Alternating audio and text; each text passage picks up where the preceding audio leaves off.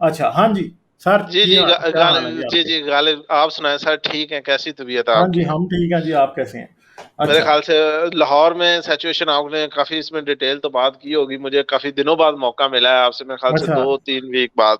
तो हम्म। लाहौर में सिचुएशन तो अब तो अंडर कंट्रोल है, लेकिन आपने इस बात में बात की है कि इन्होंने तहरीक लब्बैक के साथ जिस तरीके से वादा कर किया लिया। है और हुआ हम्म। है, तो वो कैसे आप इसको देखते हैं और क्या समझते हैं कि पाकिस्तान में चेंज आएगी? मुझे तो लगता है कि आप पाकिस्तान में कोई भी जो इस तरह का ग्रोह उठ जाएगा, और उठने के बाद वो अपनी मर्जी से जो दिल चाहेगा कर लेगा। अब यकीन करें, इन्होंने तकरीबन 270 के करीब एफआईआर की थी, हम्म। और 270 की ही तकरीबन इन्होंने 63 बंदे गिरफ्तार किए किए थे, और उसके हम्म। बाद वो सारी की सारी विदड्रा करवा ली हैं। और हम्म। आज इन्होंने जो तहरीक लब्बैक के खिलाफ जो इन्होंने पाबंदी लगाई थी, वो उसको भी इन्होंने अपील का हक दे दिया है कि वो हाँ 30 डेज हाँ में वो अपील करेंगे, और उसके हाँ। बाद उसके वो जो उसका खत्म कालअदम हो करार जाएगी। दी गई थी वो भी खत्म हो जाएगी। तो मेरे ख्याल से अब तो पाकिस्तान में ये बात एस्टेब्लिश हो गई है कि अनकरीब जो पाकिस्तान की सिचुएशन है वो यही होगा कि कोई भी ऐसा मैटर उठेगा और उसके बाद जो है ना वो अपने हाथ में ले लेगा, और मतलब कि जो मेरा अब जहां तक जैसे ख्याल है कि यही ग्रुप सबसे बड़ा है। ये याद सर। रखें, इस तरह की बदमाशी इन मुल्लों के अलावा कोई और नहीं कर सकता। ये अब आपने गवर्नमेंट को और सियासत को हॉस्टेज बना दिया।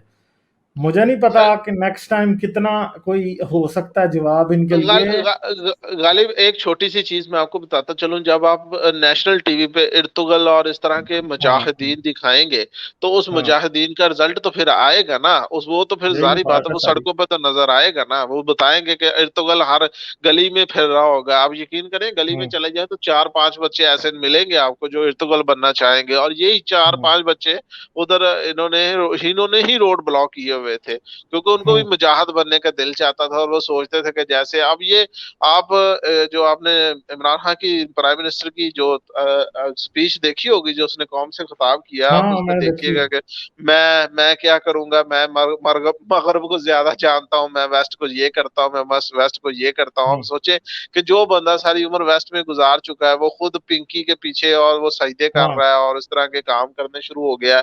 तो ये मुझे कई दफा मैं समझता हूँ कि ये डाउट कैसे हो जाता है कि एक अच्छा खासा जो वेस्टर्न में पढ़ा हुआ बंदा वो यहाँ आके ऐसे काम करना शुरू कर देता है, तो कैसे ये मतलब कि उसका कैसे माइंड चेंज हो जाता है? आप इसके बारे में क्या कहते हैं? मेरा एक क्वेश्चन भी था आपसे ये, कि एक वेस्टर्निस्ट बंदा जो सारी उम्र उधर पला बड़ा है, उसके बच्चे खुद उधर पढ़ते हैं, और वो यहाँ आके मतलब कि रियासत मदीना और इर्तुगल और जो अपनी स्पीचेस वगैरह में इस तरह का जिक्र करता है, तो ये उसकी कैसे मेंटेलिटी चेंज हो गई है? आप उसके बारे में क्या कहेंगे, क्योंकि आप तो खुद बहुत, बहुत करीबी करीब से देखा है आपने वेस्ट को।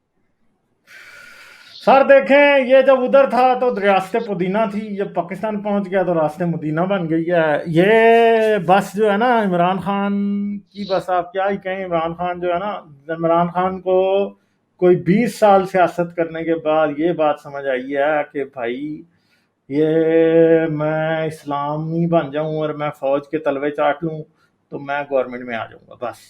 ठीक है, और ये भी ये डफर है कि इसको 20 साल सियासत करने के बाद, मुझे याद है कि कोई 90, शायद 95 या 6 की बात होगी, इसने इस्लामाबाद कराची कॉलोनी में एक जलसा किया था, और मैंने मैंने वो जलसा देखा हुआ है। बहुत छोटा था उस टाइम में। ठीक है। तो उधर उधर ये आया था और वो जलसा मैंने देखा था, और उसमें लोग इमरान खान जिंदाबाद के नारे लगा रहे थे। ठीक है। मुझे अब याद नहीं है 94 की बात है या 95 की, या इससे भी पहले की बात है, मुझे ये बिल्कुल याद नहीं। मैं बहुत छोटा था उस टाइम। तो ये उस टाइम ये इमरान खान जिंदाबाद के नारे वहां पे लग रहे थे, और इमरान खान जिंदाबाद उस टाइम से लेके आज तक इसको ये बात समझ नहीं आई कि भाई सियासत कैसे करनी है। अब इसको समझ आई है तो ये बहुत ही ज्यादा ही नीच हो गया है इसको करने में, नहीं, इस गालिब, आदमी के गालिब, खिलाफ। गालिब, गालिब भाई, मेरा क्वेश्चन फिर भी वहां का वहां ही है, वो अनआंसर्ड है, कि एक बंदा वेस्टर्न में सारी उम्र रहा है, उसके बाद वो अचानक उसका टिल्ट किस कैसे रियासत मदीना या मदीना की तरफ हो गया? मैं इस बारे में थोड़ा सा होता हूँ कि मैं कई दफा देखता हूँ जो ज्यादातर लोग लंदन या इस तरीके से पढ़े होते हैं, वो यहाँ आके वजब वजब की बातें करते हैं, क्यों करते हैं ये समझ से बाहर है। मेरा एक दो दोस्त भी हैं, वो सारी जिंदगी उन्होंने मगर उधर पैदा हुए हैं, उधर ही सब कुछ उन्होंने किया है, लेकिन वो पाकिस्तान में उन्होंने आकर जमीनें खरीदी हैं इधर साउथ पंजाब में, और वो अब इस्लाम की बातें करना शुरू हो गए हैं, बल्कि वो लोकल जो लोगों को हुई उनसे भी ज्यादा इस्लाम को फॉलो करते हैं। तो ये कैसे उनका माइंड जो है वो टिल्ट हो जाता है, क्या ऐसी वजूहत है? मैं बेसिकली रीजंस जानना चाह रहा हूँ। नहीं, इसका तो मैंने आपको बताया कि सियासत है वजह। दूसरों की क्या है कि वो वहां पे जब जाते हैं तो वो बस फिर उनका उनका जो ग्रुप होता है वो उससे बाहर निकलना नहीं चाहते। तो वो कोई सोशल ग्रुप नहीं होता ना। मैं पाकिस्तान से बाहर आया हूं तो मुझे इस बात का आइडिया कि मेरा कोई सोशल ग्रुप नहीं है इधर जिधर मैं रहता हूँ, ठीक है। तो फिर उसकी वजह से होता क्या है, उसकी वजह से ये होता है कि अब मैंने तो सारी बात है कोई बनाने की कोशिश नहीं की। अगर मैं भी कोई रिलीजियस होता, अगर मैं मुसलमान होता तो मैं भी मस्जिद तक महदूद हो जाता, क्योंकि मस्जिद तो मैंने जाना ही था ना। फिर जब मैंने मस्जिद जाना था तो फिर मैं किसी को जानता नहीं हूं तो मुल्ला मुल्ला ने मेरा दोस्त बन जाना था। फिर मुल्ला की वजह से जितने भी लोग मेरे दोस्त बनने थे वो सारे के सारे एक्सट्रीमिस्ट ही होने थे। और मैं चाहूं या ना चाहूं आहिस्ता आहिस्ता मैंने भी वही बन जाना था। तो इसलिए जब वो पाकिस्तान से बाहर जाते हैं तो पहले जब वो पहुंचते हैं तो उनके शहर में कोई रिश्तेदार तो होते नहीं है, तो फिर वो मस्जिद में जाते हैं। जब वो मस्जिद में जाते हैं तो मस्जिद वाले जो है उनको बस फिर इस्लामी तड़का लगा देते हैं। तो इस्लामी तड़का कुछ ज्यादा ही लग जाता है फिर, तो उसकी वजह से जी फिर ये तमाशा सा रहा सारा। इसमें एक और चीज है ऐड, मोहन भाई एक चीज और ऐड भी कर सकते हैं जो आई थिंक गालिब भाई ने पिछली स्ट्रीम में डिस्कस की है। इमरान खान का केस समझना ज्यादा आसान है। वो ऑलवेज मुस्लिम रहा, उसको तालिबान खान आज नहीं कहते थे उसको। हाँ, ये तो बात वो बिल्कुल ठीक है। आर्टिकल्स लिखता था, यानी वो उसने इस्लाम कभी भी छोड़ा नहीं था दिल से, वो एंजॉय कर रहा था। आपको ऐसे बहुत लिबरल मिल जाएंगे जो अंदर से नमाज भी पढ़ते हैं लेकिन रात को सेक्स भी करते हैं मुख्तलिफ औरतों के साथ। यानी उसको तालिबान खान का लकब अभी नहीं मिला, वो बहुत पहले से मिला है। तो इट मीन्स उसके दिल में हमेशा से इस्लाम की कुछ ना कुछ था।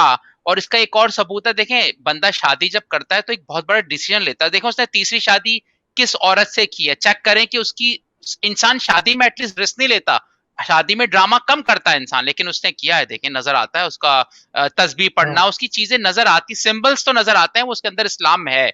मे बी वो ड्रामा कर रहा हो, आई डोंट नो, बट कुछ है वहां पर। अच्छा, गालिब मेरा एक लास्ट क्वेश्चन था, फिर मैं हमने स्ट्रीम भी एंड करनी है, काफी टाइम हो गया। तो हम जो एथियस्ट हैं, जो बिलीव करते हैं कि गॉड कोई नहीं है, देखिए एक सबसे बड़ा क्वेश्चन माइंड में आता है, बल्कि मैं एक दोस्त से भी डिस्कस कर रहा था कि हम ब्लेम किसको करें, हम किस किस ऐसी सुपर नेचुरल फोर्स को ब्लेम करें। देखिए अगर कोई गलत बात होती है, फॉर एग्जांपल किसी के साथ कोई मिसहैप होता है, जो आम मोनोथिस्टिक को मानने वाले इस्लाम मुस्लिम है या कोई हिंदू है, वो तो भगवान या अपने गॉड को या अल्लाह को ब्लेम कर देते हैं। लेकिन एथियस्ट किसको ब्लेम करे? सबसे बड़ी तो ये भी एक समझ ना आने वाली बात है। देखें अगर मेरे साथ कुछ बुरा होता है तो मैं ये तो नहीं कह सकता कि अल्लाह ने ऐसा चाहा था या गॉड ने ऐसा चाहा था या भगवान ने ऐसा चाहा था। तो ये एक बहुत बड़ा मिस है कि मुझे समझ नहीं आती कि हम किसको ब्लेम करें। हमारे पास कोई ब्लेम करने के लिए कोई ऐसी ताकत नहीं है। जो बाकी है इनके पास एक ताकत होती है। तो आप इसके बारे में क्या राय करेंगे कि हम किन को किस चीज को ब्लेम करें? क्योंकि हमारे पास अच्छा करने के लिए तो चले हम अपने आप को क्रेडिट देते हैं, और बुरा करने के लिए हम क्रेडिट किसको दें? ये क्वेश्चन था मेरा, लास्ट क्वेश्चन था। देखिए अगर हमारे कुछ बुरा होता है तो हम ब्लेम तो किसी को भी नहीं करते। हम तो ये देखते हैं कि असल में उसके पीछे रियल रीजन क्या है, ठीक है। ये तो किसी खुदा को, शैतान को, कोई जादू टूने को कर सकते हैं, मगर हम नहीं करते ना। हम तो रियल प्रॉब्लम देखते हैं कि भाई अगर मुझे किसी बंदे को एसटीडीज को लग गई हैं तो उसकी वजह क्या है कि वो अपनी सेक्सुअल बिहेवियर में कोई इतना केयरफुल नहीं है।